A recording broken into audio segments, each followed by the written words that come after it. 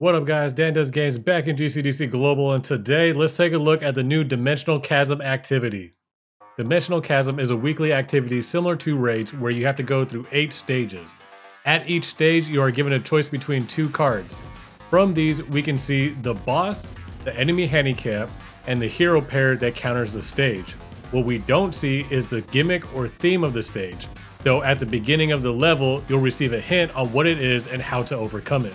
The current bosses in Dimensional Chasm are Hanout, Fennel, Poseidon, Marjoram, Belile, Captain Boar, Rasel, and Balzac. Let's first take a closer look at these. Hanout, his handicap is reducing basic attack and skill damage received by 50%. His gimmick is a couple of large group of tanky heroes.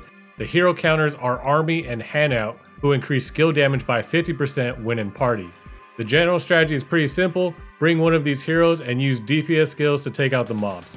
Fennel, his handicap is reducing basic attack and skill damage received by 50%. His gimmick is those mini mecha Wendy's that bomb all targets. The hero counters are Siegehart and Belile, who decrease skill cooldown by 30% when in party. The general strategy is to use enemy gathering skills and draw the Wendy bombs into the enemy mobs to deal massive damage. There is no counter to your damage reduction, and utilizing the Wendy's is the fastest way to clear this stage. Poseidon, her handicap is reducing basic attack damage received by 50%. Her gimmick is that only skills will mainly damage enemies. The hero counters are Amy and Sage, who increase SP gain by 50% when in party. The general strategy is to bring one of these SP factory healers and heroes with high damage skills. Archers geared towards basic attack splash are not suited for this. Marjoram, his handicap is enemy skull cooldowns decreased 20% and movement speed increased 40%. His gimmick is that him and Dr. Merkin periodically appear to transform your team. The hero counters are Lass and Brielle, who reduce casting speed by 50% and skill cooldowns by 30% when in party. The general strategy is to attack or counter Marjoram and Dr. Merkin before they cast their transform skills. Bringing cleansing energy will also help in case you don't get the cancel in time. Belile, his handicap is enemy cooldown reduction by 30%. His gimmick is that he will appear several times in the map and do a massive AoE explosion. The hero counters are Ronin and Poseidon, who reduce skill attack damage received by 50% and reduce skill cooldowns by 30% when in party.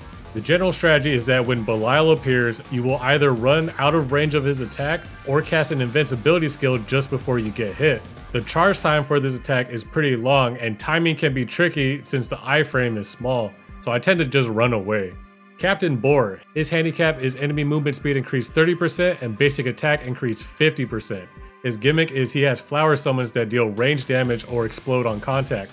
The hero counters are Mari and Rasel, who recover health by 2% per second when in party. The general strategy is to use summons as sacrifices to take out the flowers. However, Boar also appears several times on the field, making summon-based teams difficult when he's around. Ronin and Poseidon are also useful for their invincibility shield to walk through flowers undamaged. Rasel, her handicap is increasing skill attack damage by 80%, and your party bleeds every second. Her gimmick is mainly the bleed, but also lots of swarming units from all sides. The hero counters are Ryan and Captain Boar, who reduce basic attack and skill damage received by 50% when in party.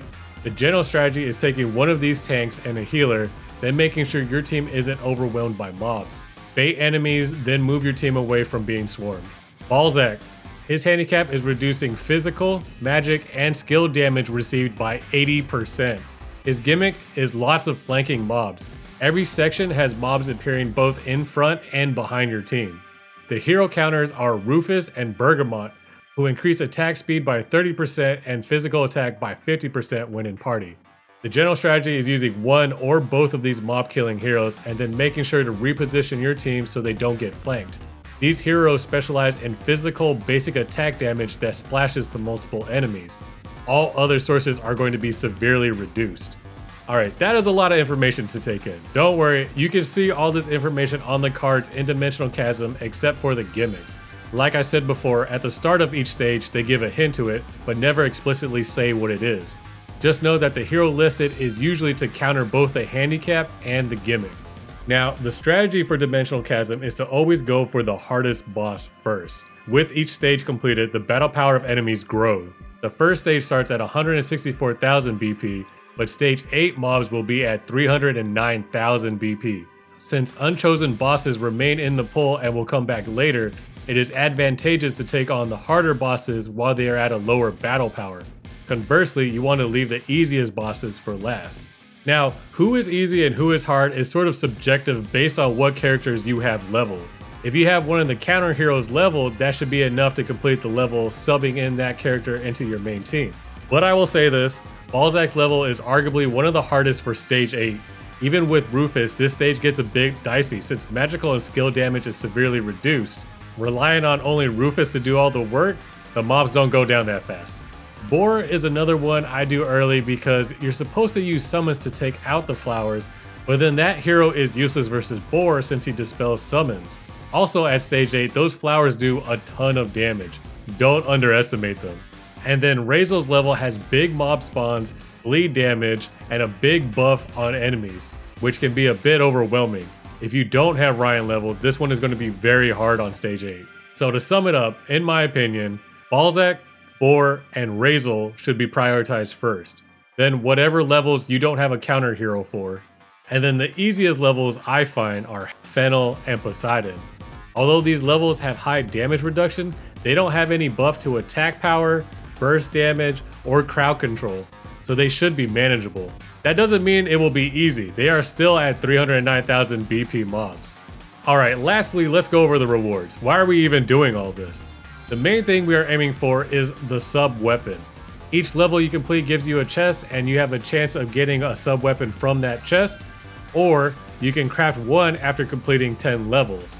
This weapon will be a higher tier than the raid set equipment, currently at tier 14 compared to tier 10. So your set gear should be the other 4 slots. The other thing you receive from Dimensional Chasm is magic residue. This will be for magic enchanting, which involves 1 to 3 slots per each equipment piece depending on the type and tier. Dimensional Chasm weapons have 3 slots, unpromoted raid gear has 1 slot, and promoted raid gear has 2 slots. Each one of these slots has a set of stats as well as ranges that you have to roll and re-roll to get the desired stats. However, because this can get extremely costly in gold, I'd recommend only going for good to great rolls since equipment is constantly being upgraded and swapped all the time. Lastly, I have to say, thank you guys so much. This weekend my channel hit 1,000 subscribers and I can't thank you guys enough for the support. I'm super stoked to hit this landmark, but at the same time, I'm starting to feel a bit nervous and I'm feeling the weight of responsibility being placed on me now. I'm going to try not to disappoint you guys. And we got something good coming up later this week. Alright, but that does it for this video. Hopefully you found this helpful. If you dig it, throw a like and subscribe for more content. I got new guides and tips every Tuesday.